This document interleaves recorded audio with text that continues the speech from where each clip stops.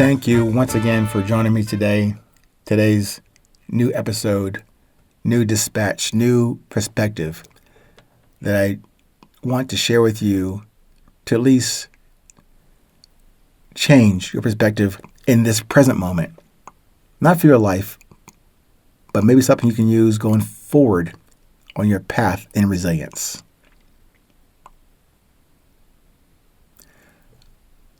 I'm going to ask you to consider this today.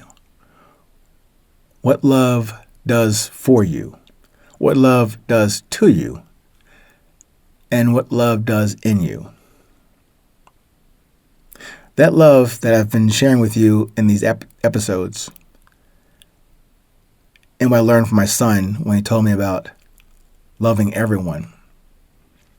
When he told me that came across, and I have accepted it as a mandate, the mandate, that love within me is not given to me to have and to hold forever for myself. It's for me to share and never withhold. And along those lines, is it to be like mindfulness of my breath? Remember, I'm talking today about to breathe for patience. Do I want to have mindfulness of my breath? No. Heartfulness of my breath? Yeah. Now, for a little bit more of a discussion on this subject, the heart, your heart, my heart, doesn't think to breathe you. Neither can the twisted and daily distracted mind think to breathe you. The universe, the God, the universal subconscious mind, that is what breathes you. You and I never have control or had control of that action of breathing. We do tend to ignore that very, very critical and regular issue to breathe freely until we can't. So maybe I should, in this discussion today, connect this topic to breathe for patience to the meaning of love, gaining knowledge and a new understanding of this each day. For me to understand it better, maybe for me to share a more insightful or expanding viewpoint on this thing. That essence of where the meaning of love exists, and then to have the wisdom to apply that understanding. But first, in the centering of my courage over vanity, that is an actual, tangible, measurable, every moment proof of this whole resilience philosophy or theory, or maybe just an example from this guy from somewhere out there. But that very breath you receive, notice I didn't say that breath that you take. The breath that you receive should serve as a bona fide reference during these 500 seconds.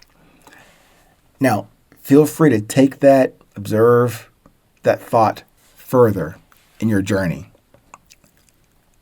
You have received that breath. You receive it now. That is a continuing moment. As long as we live, it's evolving, it's expanding, it's contracting. You're inhaling, you're exhaling. But really, you're not doing it on your own. You're being breathed into existence. Every moment, every new day. So I know that term I used before in many other episodes, that we were insisted to be here. Thus, our existence. Yes, an example of whoever you decide for yourself, who defined you, who created you, who brought you forth into this realm of existence. I'm only saying to further make my point. Each of us, individually, you and I, were insisted to be here. Now, you might say in a casual, comedic way, yeah, we were brought here for someone's pleasure or entertainment. That's one way to look at it. I get that.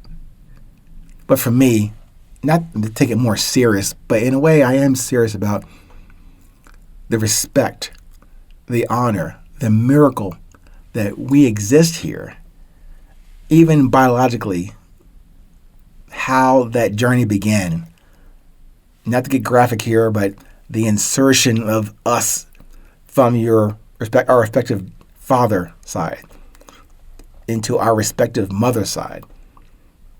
And that competition or that race, that one little cell that had to go through that channel, that physical channel of our respective mothers to get to that egg in her, amongst millions and even billions of other cells who are going that same direction.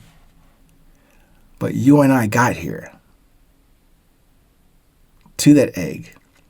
And then, of course, that conjoining, that convergence of two already live entities. At a microscopic level, we were already in existence, having been insisted for that journey. And that journey didn't stop there. It continues decades later, years later at least, for most of you, that we're still on that journey. Yeah, we got through the harder part, maybe the hardest part of being alive. And now that we are alive, what do we do with that? That's why I said, you breathe, yes, for patience. But maybe I would say it a little differently. We should breathe in respect of the patience that our Creator gave us to go through. A small price to pay, I think, to return that quite generous grace for us to be here. All we have to do is breathe, respect that breath, maybe more assiduously accept the knowledge and appreciation of that breath given to us. We didn't take it. It was given to us. Now, all we have to do is exhibit and apply personal patience, which I'm telling you, gets you even further and closer and more aligned with your presence. Keep respecting that very breath that you get on a regular basis, because you didn't buy it, can't get any more of it. Enjoy each and every one, and like this day, make it the best breath you can receive. Stay present. Stay current. No matter where you are in this world, please remember, it's always 8:20.